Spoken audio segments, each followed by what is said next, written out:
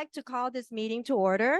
Thank you so much for joining us today at our weekly hybrid MLS meeting, breakfast meeting. My name is Wendy and I'm your October program chair. Now let's have Johnson, the blind man, to lead us with the Pledge of Allegiance. All Everyone, right, please good stand morning. up. Please all stand. If you have a heart, please place your hand over. Ready, begin. I pledge allegiance to the flag of the United States of America, to the republic for which stands one nation, under God, indivisible, for liberty and justice for all. Thank you. And now we're gonna have our inspirational quote by Cosmo Sanchez. Good morning, everyone. I have a quote today by Mark Twain, and it says, "All you need in this life is ignorance and confidence, and then success is sure." Okay, just wanted to tell you a little bit about myself. My name is Wendy again, and I'm with Stanford's Realty, and our office is in Newport Beach and Los Angeles. I grew up here in Alhambra, California, and I'm currently living in Monterey Park. I have a Bachelor of Science degree in Business Information System and a life insurance license since 2005, and also the Real Estate Sales Associate license. My professional journey has been very diverse, spanning over a decade in banking sector. And during those years, I held a various positions such as branch manager, VP, business consultant, lender, insurance manager, and currently I'm in real estate for 8 years. So enough about me. Let's move on with our program. If you're a member and would like to make an announcement, please fill out the announcement form, and that's located to my left. Return the completed form to Billin, and okay, here's a few housekeeping tips. All participants on Zoom will be muted upon entry to the MLS breakfast meeting. Should you have any questions or comments, please remember to enter in the chat box. Please remember to join us weekly, as we will have our hybrid MLS breakfast meeting every Thursday at 9 a.m. As always, this meeting is being recorded and will be available online on our YouTube channel with the West San Gabriel Valley Realtors. Please remember to follow the WSGVR social media on Facebook, Twitter, and Instagram. You can also watch all of our pre-recorded videos on YouTube. And you can join us with our text group for the updates. Text WSGVR to the number 888-301-2201. And today's agenda consists of our affiliate spotlight. Alba Moy from Moy Escrow, and our guest speaker, Scott Reimers, Community Development Director of Temple City. Just a reminder that in order to be eligible for today's drawings, you must be a WSGVR member and be in person at the association. We will be having attendance drawing, Amazon gift card drawing, and the 50-50 raffles. Today, our affiliate spotlight will be brought to you by the affiliate committee chair, Lina Sankari of US Bank, and the vice chair, Teresa Nguyen from Loan Direct. Take it away, Alba. Good morning, everyone. I'm Alba Moy from Moy Escrow, Alhambra. I was born and raised in Nicaragua. I speak Spanish, Chinese, Cantonese, and English. I'm a little nervous, so if I faint, you know why. I have been doing this escrows for 44 years. I started a Precise Escrow, and it was in Monterey Park. And when I started in 1979, there were hardly any escrow companies. So maybe two, now we have many. And then it was great. It was a great training, and I enjoy doing escrows very much. Escrow is my life. It's in my blood. It's in my DNA. I dream and sleep with escrows, and I just love it. I get so consumed with my files. They're like my children. whenever I handle an escrow, it's just like taking care of a child. I don't have any children of my own, but escrows are my kids. And when they close, they graduate. There's no escrow that is too small, and there's no escrow that is too big. And there's no difficult transaction. Everyone is a challenge. Every day is a challenge. We learn together. Okay. And during the past 44 years, things have changed a lot. When we first started, it was maybe one copy of the purchase contract, then became two, and everybody was so excited. Like, well, now we have many, many more pages. And my pastime is actually doing escrows. So I don't have any pictures for you. We don't go on vacation.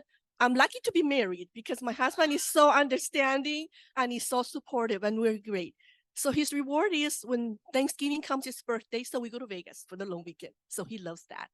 And I take care of my parents, the elder parents, on the weekend. And now that it's slow, I have more time to take them to the doctor and make sure that I'm in their life and try to make them, as happy as possible that I can make them. And thank you so much. I only have 3 minutes, so thank you. Thank you so much, Alba. Please remember to support our affiliates. We will now have our affiliate introduction today. So all the paid affiliate present today, please line up to the front. And please, no promotions, no announcements, and just a morning greeting. We will begin with affiliate in person. So come on up and please walk off the stage toward the door. Good morning. It's Judy Chow, Senior Loan Officer from AA Capital. Have a great week. Good morning. I'm Cosmo Sanchez, and I am a mortgage lender with New Aim Funding. Thank you. Well, good morning. Our name is our promotion. Mario Manzanilla, Ray One Financial, Reverse Mortgage King. Oh, you wanted the information. I have it for you. Good morning, everyone. Chris Hahn, Guild Mortgage. Have an awesome day. Good morning, everyone. Yolanda Martinez Arenas, WFG National Title Company. Have an awesome day. Thank you. Good morning and have a lucky day. This is Function Master Alex. Thank you. Good morning. This is Ken Shen with TransGlobal Private Lending. Have a great morning. Good morning, Nancy Chan, Lawyers Title. Good morning, Sage Gomez with My NHG. Have a great day. Good morning, everyone. I'm Phoebe Liu from Yisas Bank, Local Commercial Home Loan Officer. You guys, wonderful day. Thank you.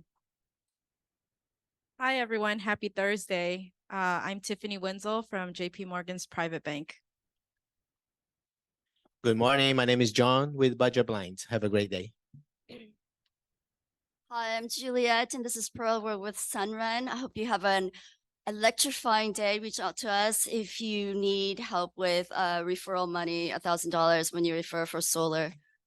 Or you want to have a lower electric bill yourself. Good morning, everyone. Again, Alba Moy from Moyes North Alhambra. Have a wonderful day. Buenos dias, Esmeralda Castillo, and I do home staging.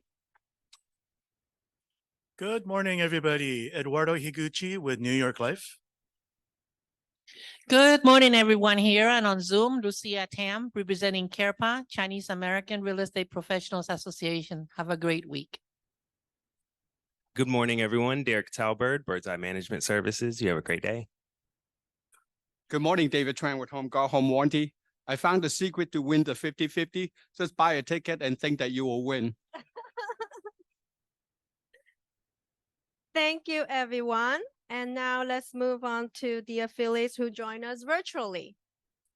We have Mark Wu from AMS Insurance, and we have John Wax from Snap NHD, and we have Judy Chow from AAA Capital Investments. Good morning, everybody. Have a fabulous day. Still offering home and condo insurance in the industry. Good morning, everyone. John Wax with Snap NHD. Happy October. Natural hazard disclosure reports. I'm here for you, and let's have a wonderful day and a great warm weekend. Stay safe. Thank you.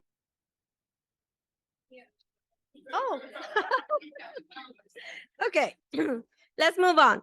The WSGVAR Foundation is doing a silent auction each week. So please visit the silent auction table over there and bid on the items you like. We're happy to include open pitching for our hybrid MLS breakfast meeting. If you'd like to pitch your listings, you must go to www.wsgvr.org to click on caravan form and fill it out. You can submit it no later than Tuesday midnight of the week that you wanted to pitch. Today, we have one listing from Sherilyn, and she's with Sola Jima Properties. The floor is yours, Cher. Hi, everyone. Good morning. I have a brand new listing to start on Sunday, and we have an open house today from 4 to 7. It's a Twilight Sunset open house. It's a luxury condominium in the city of Monterey Park. It's a 2-bed, 2-bath. It comes with a lot of amenities, so that's why we're having a huge open house today. It's our first one. Hope you guys can all come. If you guys want more information, you can feel free to contact me, and I also have flyers here. Just raise your hands and I can pass it around. Thank you. Thank you, Cher. If you did not register for Caravan, but you have an active listing today that you like to pitch, please come on up and pitch your listing. Do not discuss commissions, and you have 30 seconds. Good morning, everyone. Sean with Emax My Home. This 2463 Tree Lane Avenue is located in Monrovia. It is a beautiful home, has a guest house in the back, also with permits. Main house has 3-bedroom, 2-bath. The back house is 1-bedroom, 1-bath. It's almost over 2,600 square footage living space, and the yard is huge, over 10,000, and it's in the county. So that means you can build a little bigger than a city, but check with the city first, okay? The asking price is only $998, so it's a great price. Call me if you want to show. We may have open houses depending on the decision with the seller to make a decision with their offers. So thank you. Thank you. Now I'd like to introduce our guest speaker, Scott Reimers. He's a community. Oh, I'm so sorry. I didn't see. Sorry. Sorry, it's not on it's not on the announcement, but anyone know about supermarket right now? Guanghua Supermarket is amazing for almost like 43 years being there. I am the listing agent of the Lisi 350 Garvey Avenue. Let me know if you have someone who interested about operations business in supermarket. And definitely we have the per square foot of a little high. However, the owner said, if you have a very good financial support and also know how to do the business, talk to me. So don't worry about the per dollar square foot and triple net things. Just let me know. Thank you. Okay, so now let's, I want to introduce Scott Reimers, the Community Developer Director of Temple City. He has been a planner in the West San Gabriel Valley for over 20 years. And in addition to Temple City, Scott also worked in San Gabriel and Pasadena.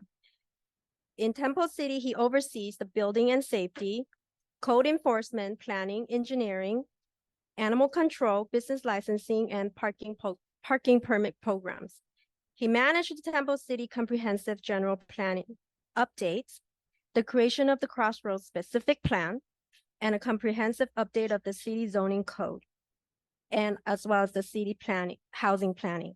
So let's all give a warm welcome to our guest speaker, Scott Reimers. I feel like is this loud enough? Can you hear me okay? All right, let me get, I can't tell you how many times I've been here. I feel like I'm one of the members. I've been here so many times. I've also spoken to the Pasadena Foothill Association of Realtors, and I have to say this group is much more fun.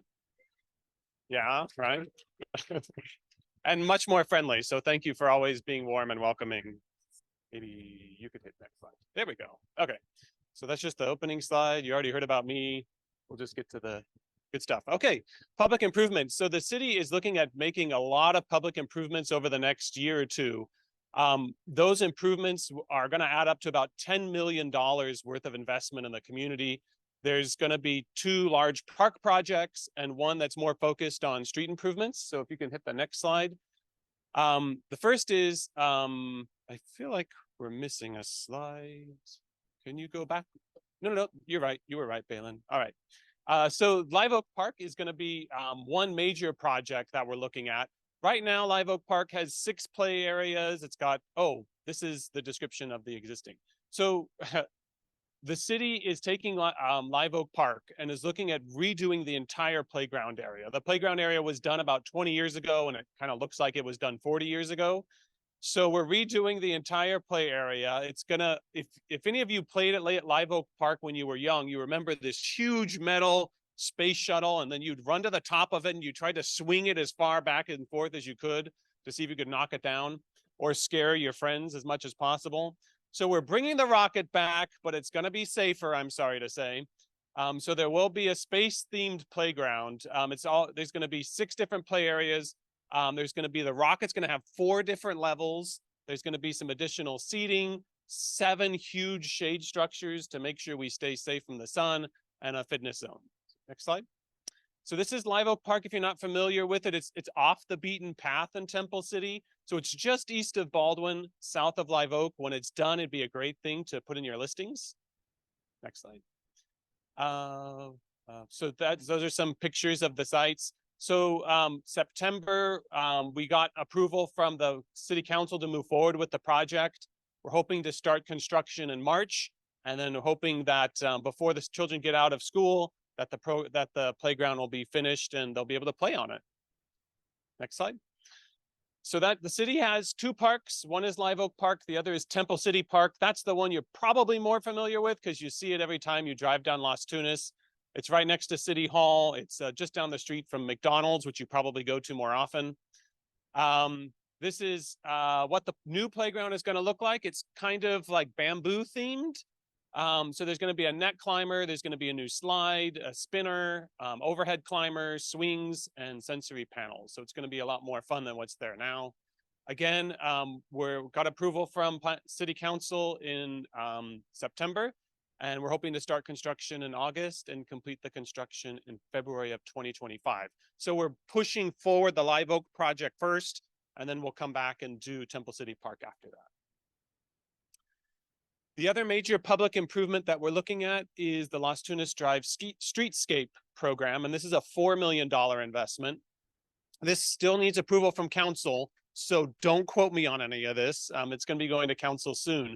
But the proposal that we're taking to city council would be repainting all the street furniture that's out there. That means all the street lamps, all the trash cans and the benches that are out there, converting all of the lighting to LED. That's not just to make it look nicer because that orange light is kind of spooky and weird, but it's also a safety issue. You can't really see color in that orange light. So if we change it out to something that's white, it helps with safety. We'll put out some new street banners. One thing we found over the last 20 or 30 years is that all the pavers have kind of no longer level. So we're going to have to take them all out and replace them and re-level them. We're looking at doing some utility box art. You might have seen in Arcadia, they've painted their utility boxes. They look really cool. So we'd love to do the same thing in Temple City. And then there's 3 grant programs that we're looking at to help our existing shops. And that is a storefront awning program. So we would help provide the funds to put in a new awning on the front of the buildings. Another program would be a grant for cafe furniture. So that would pay for a table and 2 chairs and an umbrella. And that hopefully will get the street to feel more active. And then some blade signs. Blade signs are signs that stand perpendicular to the wall, and that will help create some more pedestrian-friendly signage. So we'll let you know that's going to council this month, and hopefully we get approval and we can move forward with that. And we'll find out if the council wants to add anything or modify any of that. So that's the public improvements. Also want to talk to you about some of the private improvements that are being made in the community. So we'll give you an update on development. The first is what used to be the Kmart shopping center. And now it's going to house 2 new one retailer, GW Supermarket, and the other is Choose Fitness. Is going to be on the north side. So as part of the Crossroads specific plan, we told people if you want to subdivide these big box retailers into smaller pieces, you need to invest on the outside of the building. And so they've invested quite a bit of money in improving the look of the shopping center there. If you remember the old Kmart, it was not the prettiest building, but it's really now looking great. So in Included is not just the facade improvement, they're also planning 40 parking lot trees, which are great if you're looking for a shady spot to park. And then, or you don't like coming out to your car and it's 150 degrees inside of it. But then they're also going to be installing a Tesla 40 vehicle charging stations. So we're really excited about that as well. If you've driven through Temple City, it seems like every other car is a Tesla. So finally, they'll be able to charge all these vehicles. So exterior is complete. Interior work is still ongoing. Choose and GW are hopeful that they'll be able to open within the next month or two. On the next slide, just across the street from this is a mixed-use project. It's 73 condominium units and 15,000 square feet of commercial space. They're still working on the interior. Almost all the exterior materials have been applied. This is our first recent mixed-use project. There, of course, were some built out in the 20s, but this is one was built in the 2020s. So we're excited to see this get completed, and it's architecturally, I think it's going to look very nice. Next slide. One back, yeah. So if you've been following the news in Temple City last year, you might have seen a news clip of a facade collapsing in Temple City. Now, I will not take any credit for that. County was doing all the inspections back then, so I won't take the blame. But some good came of it, and that's they've redone the whole facade of this facility. So if you stop by, if you know where the Ralph's is on Las Tunas, just across the street, take a look. It's looking a lot better than it did before. There's still some metal awnings they're going to add there, and they're going to start adding the signs soon. So we're happy that all the retailers that were there before are still there. Next slide. This is a smaller project on Rosemead, but as you're driving up Rosemead, you may see it. This is right where kind of the flood control channel passes under Rosemead Boulevard. It's going to be a new medical office space. So we're happy to see that. They took down this huge kind of 40-foot pole sign. The old building wasn't that great. It was Temple City Power Sports. And so they've completely remodeled the front. It's going to look really nice when it's complete. Oh, yes. Also across the street from the Ralph's on Las Tunas Drive. That should say Las Tunas. Oops. My apologies, is another mixed-use project that's about to break ground. They're going to start demolition within the next month or two. This is going to be 4 stories, 46 residential units, and about 6,000 square feet of commercial space. This one, yeah, that one's off Oak. Yeah. Yeah, it's the northwest corner of Las Tunas and Cloverly. Yeah, I know, it had the wrong address. I apologize. Yeah. Yeah. There's a new road. Yeah, and that's the one I showed earlier in the presentation. Yeah, across from Kmart. So again, I apologize. The heading here is not correct. This is not about Rosemead Boulevard.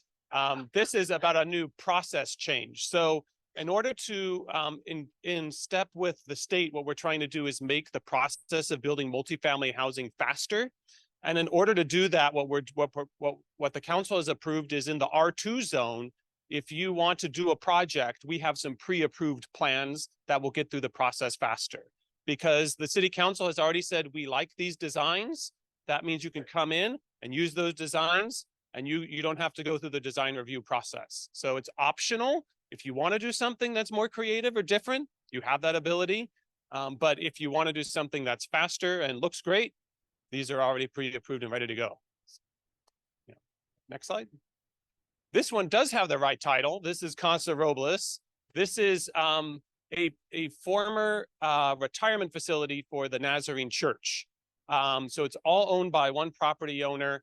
They are looking to subdivide it into 23 single-family lots, which would meet with the zoning requirements, but it does require a change in the zoning to single-family. There's no new construction proposed as of yet. So the property owner is just looking to subdivide it. And then from there, they will sell off each of the lots to a developer who will bring in the plans for the houses. That is still undergoing some environmental work.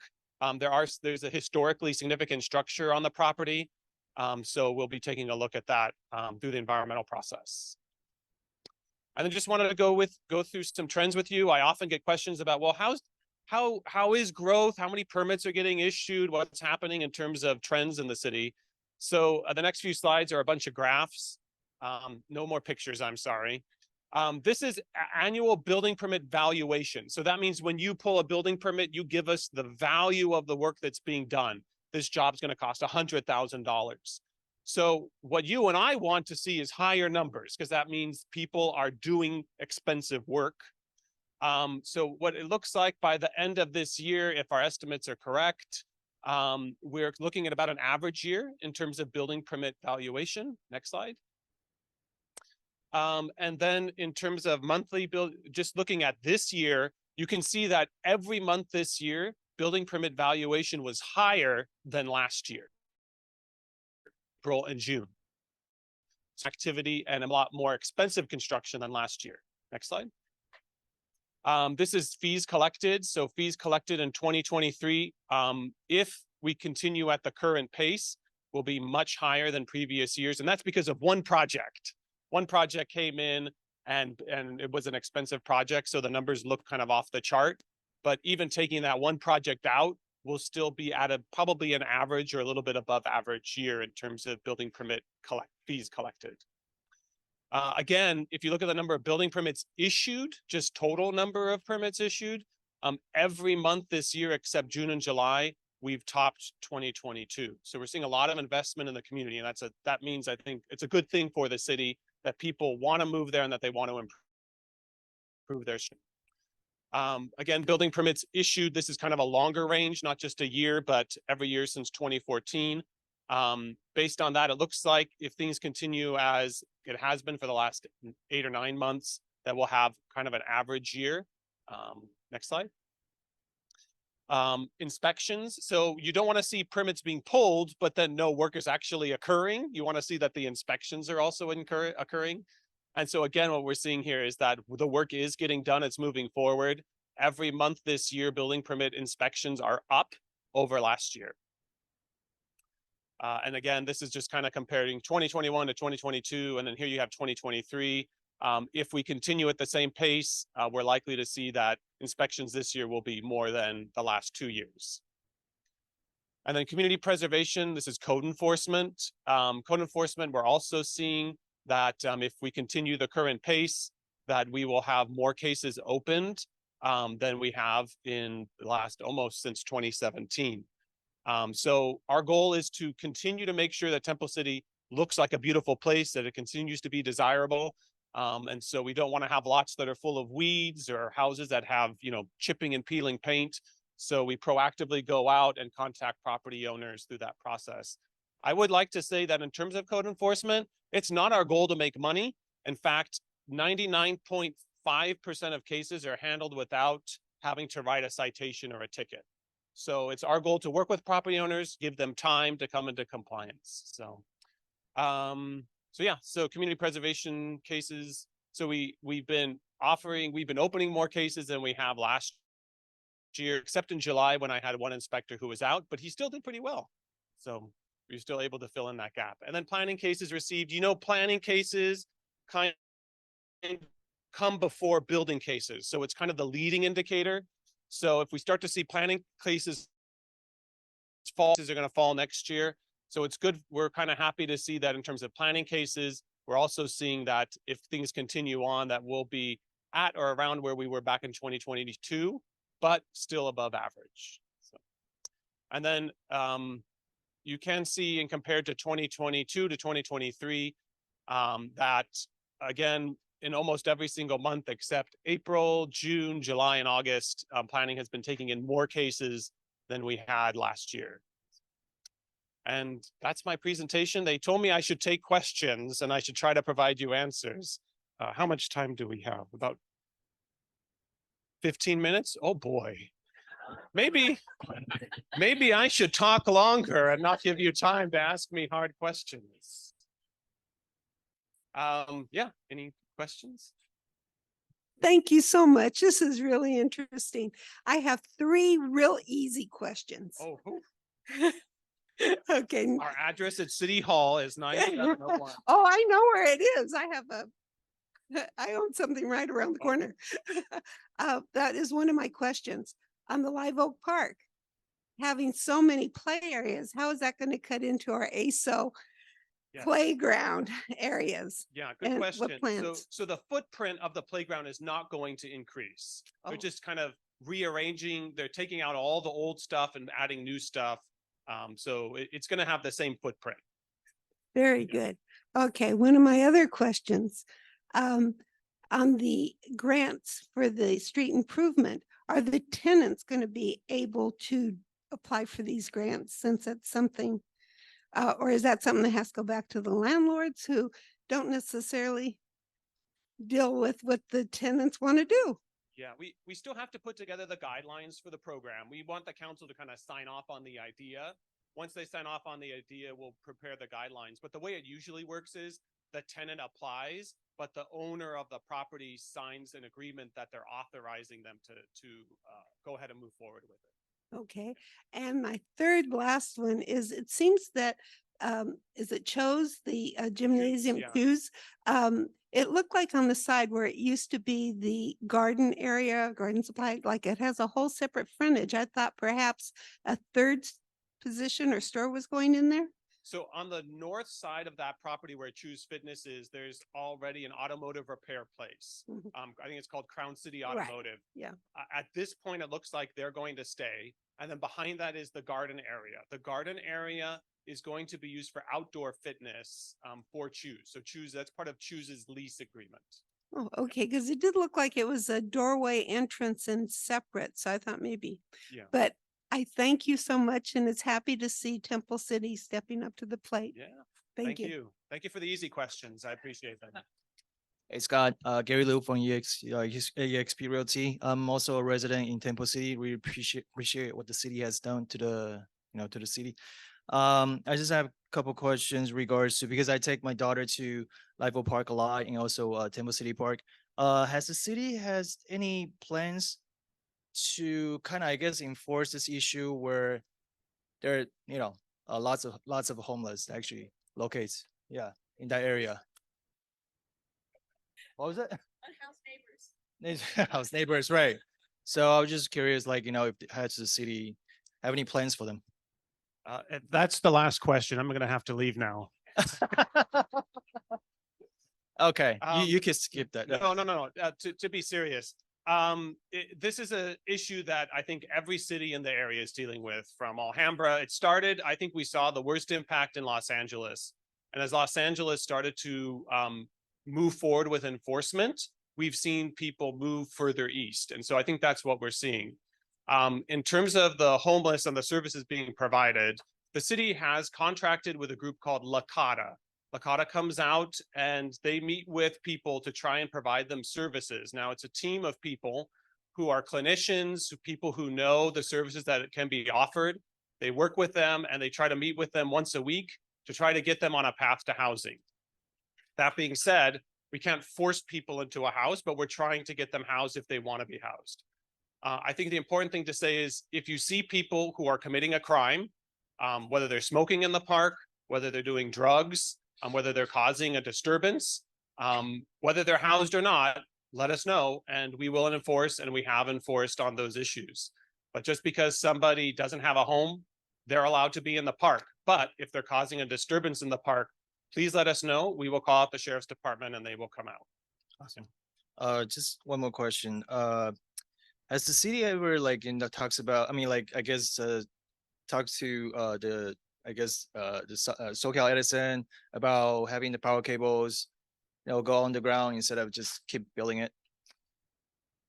That's an extremely expensive process. Now, some cities have a program where property owners decide to tax themselves over a period of time, and then that tax money is set aside, and then it pays for the undergrounding of the electrical power line services.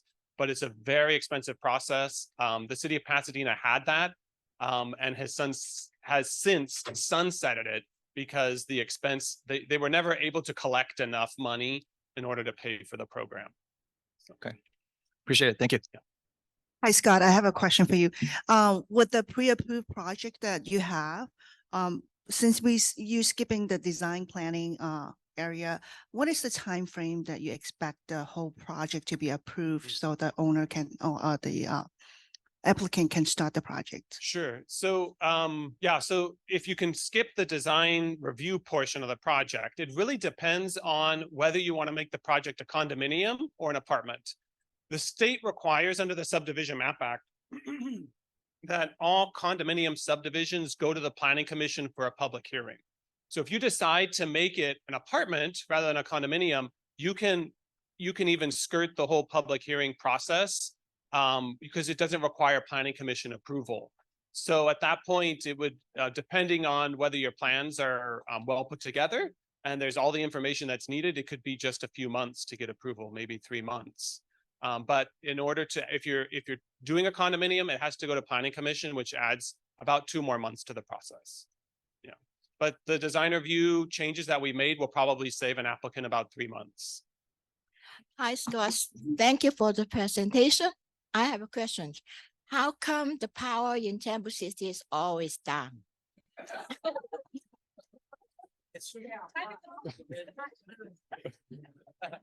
I think it's because you don't have solar power.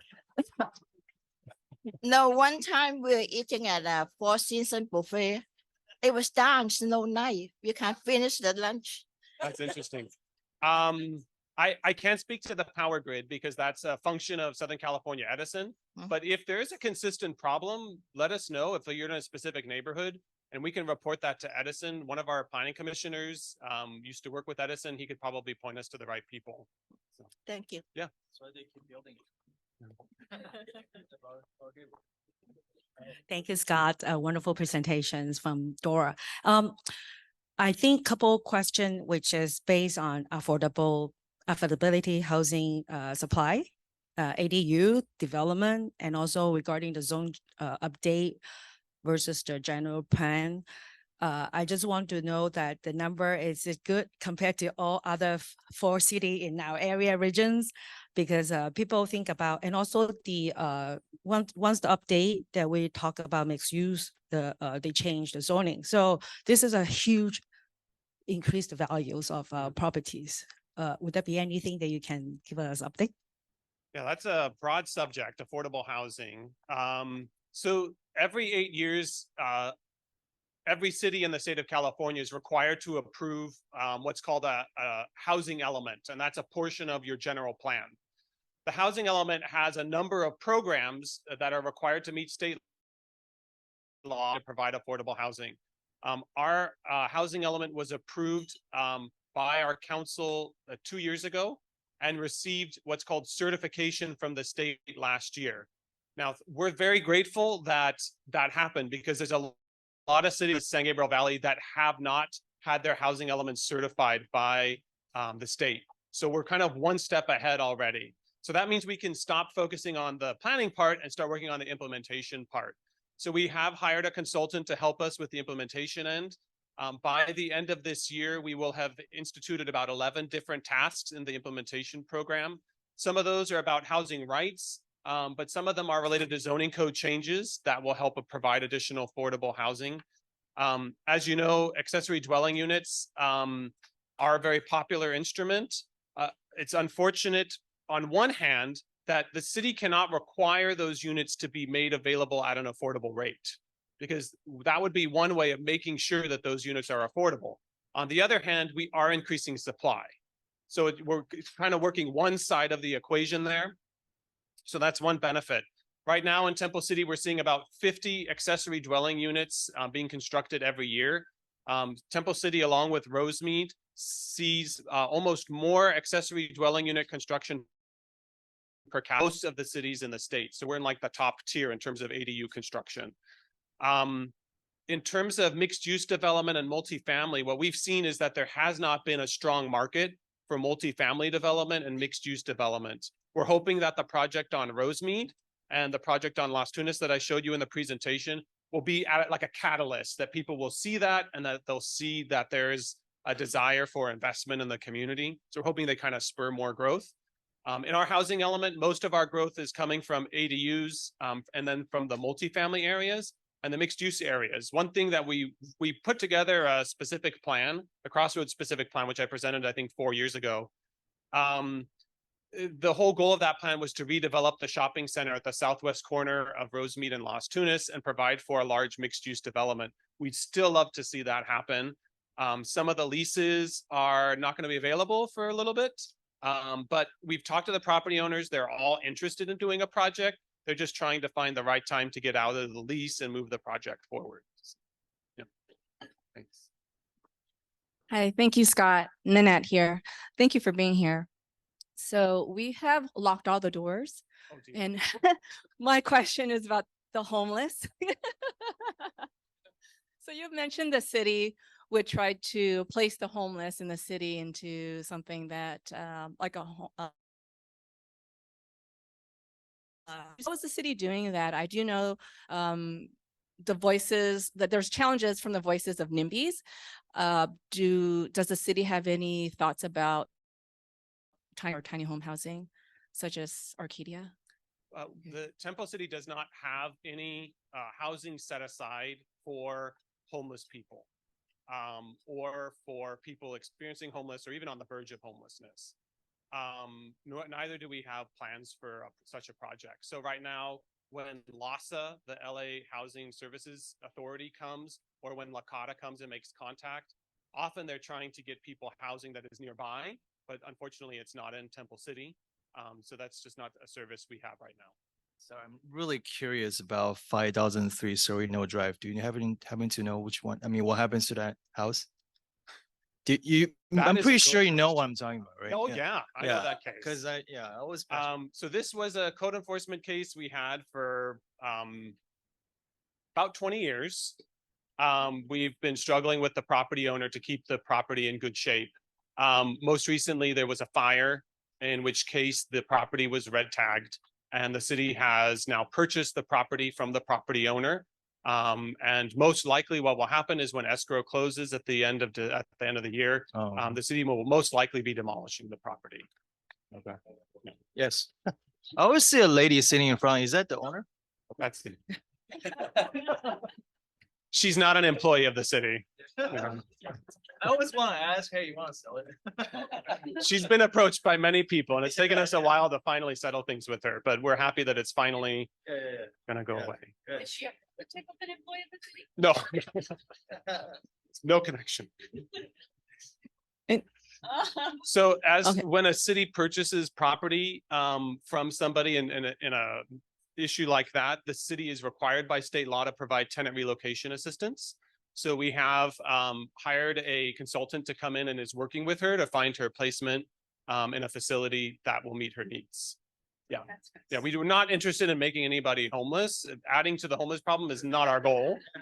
And she's one of our residents, and I know her pretty well. It's our job. We don't want to put her out on the street. So that's why we're really trying to step forward here and do the right thing. Okay, so this is what happens when you leave 15 minutes for questions. We use it every second.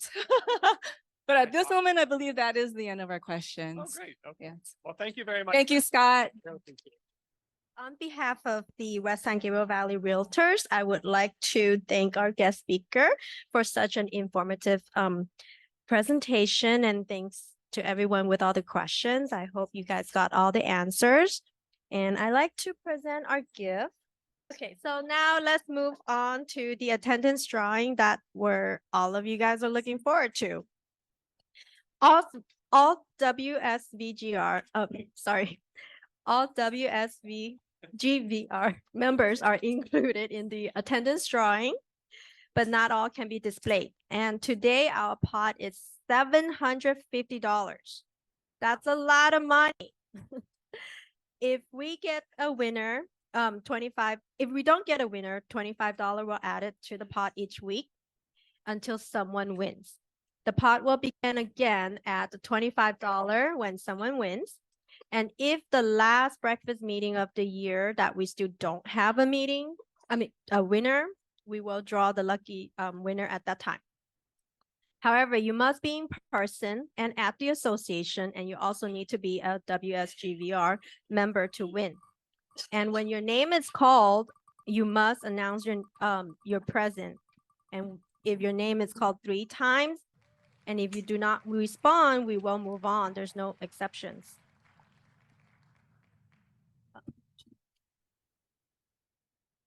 Kotaro Nishimoto. Kotaro Nishimoto. Kotaro Nishimoto. Are you here? Not here? Okay, we'll move on. Show me your ID. Okay, now let's do the our weekly Amazon gift card drawing, and we will have to select 3 winners, and we'll have Scott to select it. Yeah. Good luck. Ooh, the first one is Chris Hong, and the second one is Alba Moy, and the third one we have Victoria Chen. Okay, so let's move on.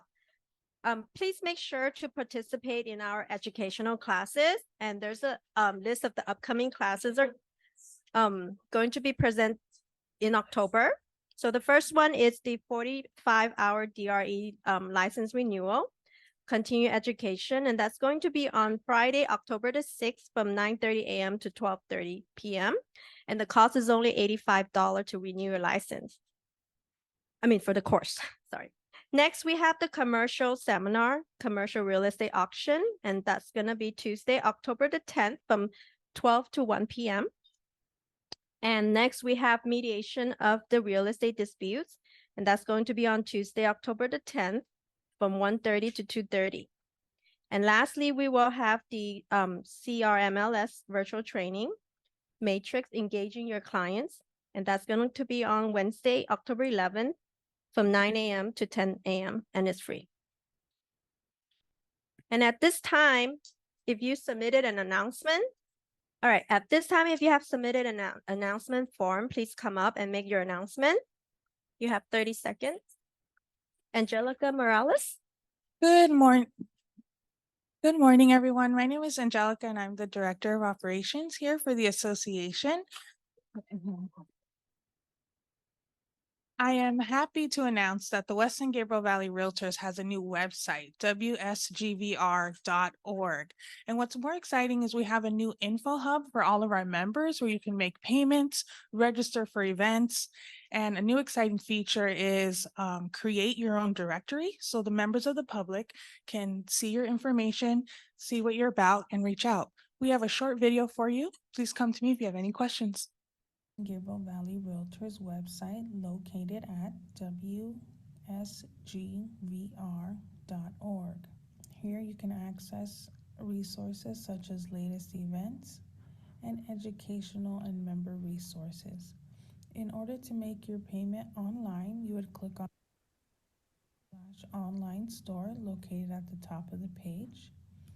You will be directed to enter your username, which is your email address, and your password.